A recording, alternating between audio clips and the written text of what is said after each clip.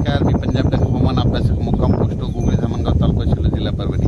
आजपासूनचा परत एक शेतकऱ्यासाठी अंदाज देत आहे आणि परत एक शेतकऱ्याला सांगतो की म्हणजे आता सध्या खंड वगैरे काही नाही, उगं घाबरू नका. काय होणार आहे, राज्यात पाऊस पडणार आहे.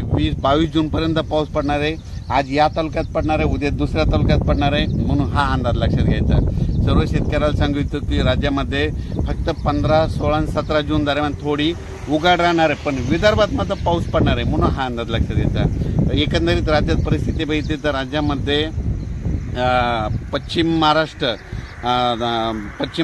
मराठवाडा आणि तसेच या भागामध्ये ओढे नाले वाहतील तसं आणखीन एक पाऊस पडणार आहे. काही ठिकाणी वाहुणी पडणार आहे, मुसळधार, कुठं रिमझिम, कुठं पेंडवालता पाऊस पडणार आहे, म्हणून हा अंदाज लक्षात घ्या. विदर्भातल्या सर्व शेतकऱ्यांसाठी आनंदाची बातमी, मध्ये बऱ्याच ठिकाणी पावसाला सुरुवात होणार आहे आणि त्याच्यानंतर विदर्भामध्ये देखील पाऊस वाढत जाणार आहे आणि विदर्भाची शेतकऱ्याची पेरणी देखील ह्या 20 तारखेपर्यंत सुरू होणार आहे, म्हणून ही विदर्भात शेतकऱ्याची आनंदाची बातमी. परत एक राज्यातील सर्व विभागावाईज घेतलं तर सर्वात विदर्भामध्ये पावसाला बऱ्याच ठिकाणी सुरुवात होणार आहे. त्याच्यानंतर पश्चिमेद्वारा देखील जून दरम्यान दररोज भाग बदलत पाऊस पडणार आहे, म्हणून हा अंदाज लक्षात घ्यायचा. आणि त्याच्यानंतर मराठवाड्यात देखील सर्व शेतकऱ्याला सांगू इच्छितो की पर्यंत दररोज वेगवेगळ्या भागात पाऊस पडणार आहे आणि एकीत ओल असले तर पेरणी करायला हरकत नाही, म्हणून हा अंदाज लक्षात घ्यायचा.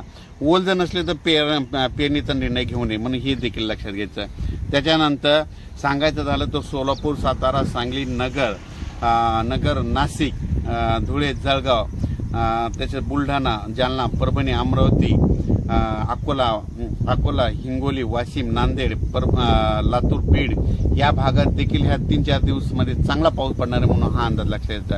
पण सोलापूर जिल्हा, धाराशिव जिल्हा, लातूर जिल्हा, बीड जिल्हा आणि सांगली जिल्हा म्हणजे आता ह्या 3 दिवसात मात्र आणखीन जोरदार पाऊस पडणार आहे. म्हणजे तिकडं ओढे नाले वाहतील, छोटे तरी असतील तर ते देखील भरणार आहेत, म्हणून हा अंदाज लक्षात घ्यायचा. अचानक वातावरणात बदल झाला तर परत एक मेसेज दिला जाईल. धन्यवाद.